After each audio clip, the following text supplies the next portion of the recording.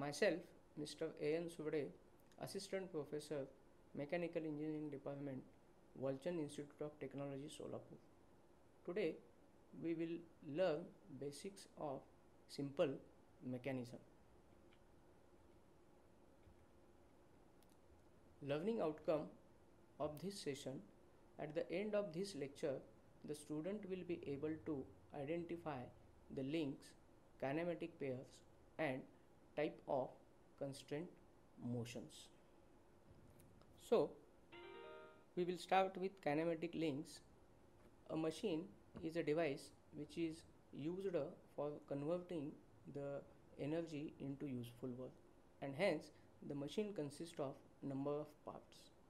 So, what is meant by kinematic link or element? A kinematic link is one when each part of the machine moves relative to each other, that is called as a kinematic link. So, kinematic link must be, or it should be, a resistant body. That means it should be capable to transmit the forces, and it should have a relative motion. So, there are three types of kinematic link. First one is the rigid link. So, rigid link is one which does not undergo any deformation while transmitting the motion, that is called as rigid link. But practically no link is a rigid link, but crank, connecting rod, these are treated as a rigid link, and a negligible deformation take place while transmitting the motion.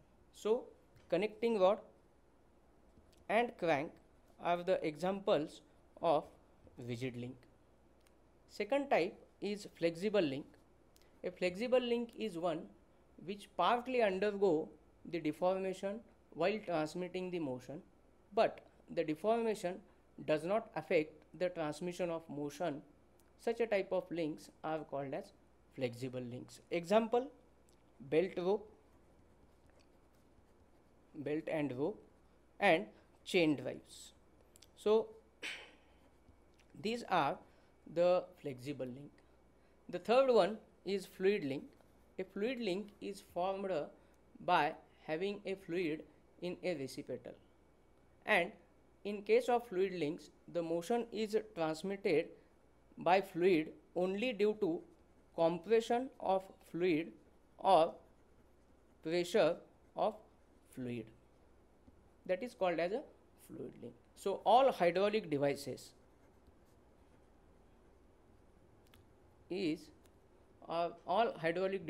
are the fluid links. Example: hydraulic ram or hydraulic jack.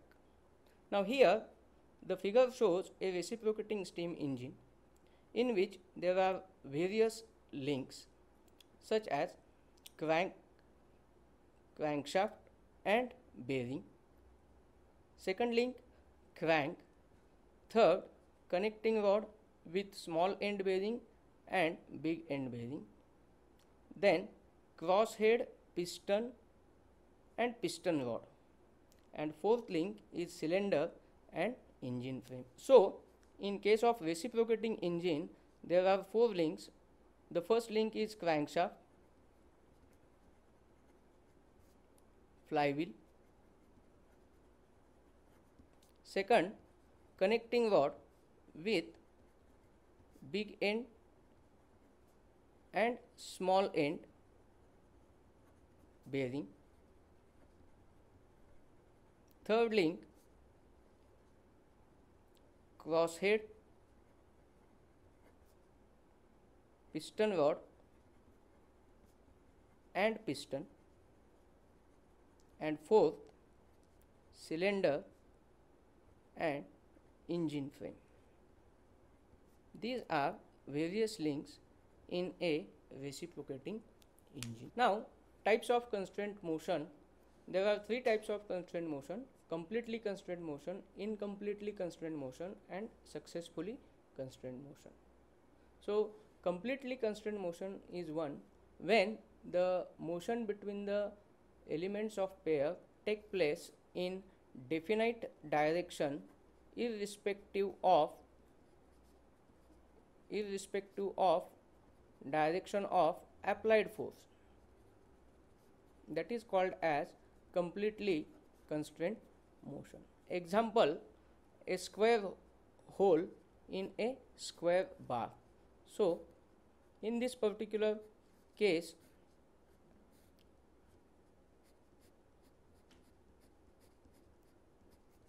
the square bar in square hole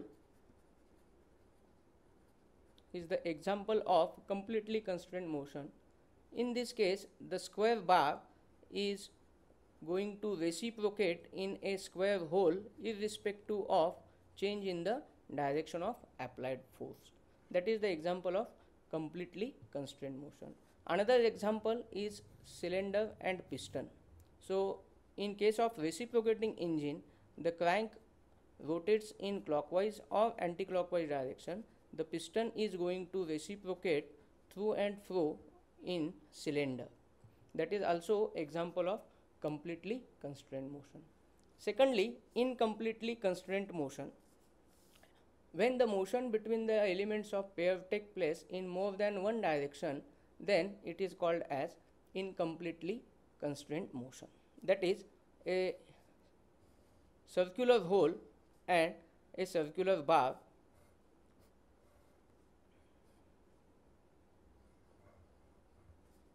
so that circular bar may rotate in a circular hole or it may slide in a circular hole when the direction of force changes. So the motion takes place in more than one direction. So it is incompletely constrained motion. Third, successfully constrained motion. When the motion between the elements of pair does not take place by itself, the required kind of motion is obtained by applying some external agency of external force. Example, footstep bearing. So consider a circular shaft fitted in a footstep bearing. Now in this case, the shaft may rotate inside the bearing as well as it will have upward movement. So in order to restrict the upward movement of the shaft in the bearing, external load P is applied on the shaft. Now when the load P is applied on the shaft may rotate only inside the bearing. So required kind of constraint motion is obtained by using some external agency, that is called as successfully constrained motion.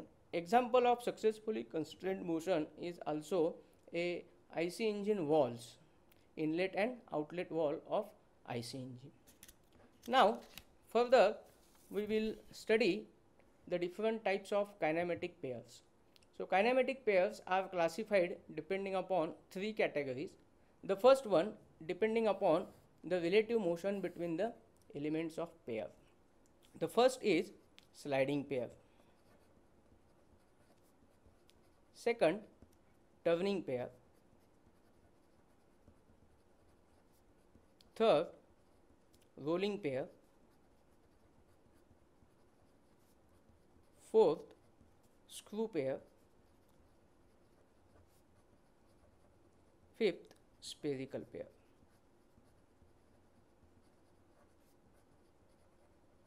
Sliding pair, when the two elements of pairs are connected together in such a way that one element slides over the surface of another element, that is called as sliding pair. Example, cylinder and piston, or square bar in square hole. So this is the example of sliding pair.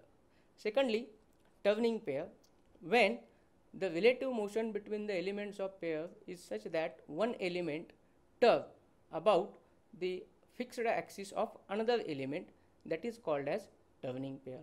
Example, a shaft with collar at its both end, or the wheels of bicycle turning over their axle. that is also example of turning pair. Third is rolling pair. When the relative motion between the elements of pair take place in such a way that one element rolls over the another fixed element, that is called as rolling pair. Example, roller and ball bearing. Fourth, screw pair. When the relative motion between the elements of pair take place in such a way that one element turn by means of screw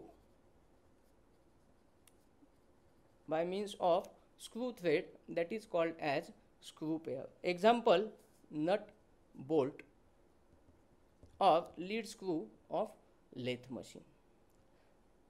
Next, spherical pair. When the relative motion between the elements of pair take place in such a way that one element revolve or swell about the other, that is called as spherical pair. Example, pen stand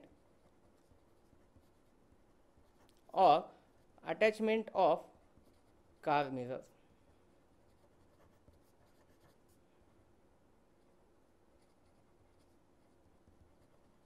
So this is depending upon the relative motion between the various elements. Secondly, according to the type of contact between the elements of pair, they are classified as lower pair and higher pair. So when the relative motion between the elements of pair take place in such a way that one element slides over the surface of another, and while relative motion take place, there is surface to surface contact. Such a type of pairs are known as lower pairs. So here in case of lower pair, there is a surface contact when relative motion take place and surface of one element slides over the surface of another. Example, sliding pair, turning pair are the examples of lower pair. Then higher pair. When the relative motion between the elements of pair take place, there is a line or point contact, and the relative motion between the elements is partly sliding and partly turning. Such a type of pairs are known as higher pair. Example, two-thread gears or two-thread gearing, friction disc, cam and followers are the examples of higher pairs. The third is depending upon the type of closure. When the two elements of pair connected together mechanically in order to obtain the required kind of relative motion, that is called as self-closed pair. Example, shaft in a circular hole with collar at its both ends. So required relative motion is obtained by connecting these two elements together mechanically. Secondly, force closed pair. When the two elements of pairs are not connected together mechanically in order to obtain the required kind of relative motion, so in this case the constraint motion is obtained by some external agency or by some external force, that is called as forced closed pair. In this case, the two elements are kept in contact by some external force to obtain the required kind of constraint motion. Example, cam and follower. These two elements are kept in contact by means of spring force, or in some cases gravity force is also used to keep the two elements in contact with each other. The material is referred from the book of Theory of Machines by R.S. Khurmi and S.S. Ratan. Thank you.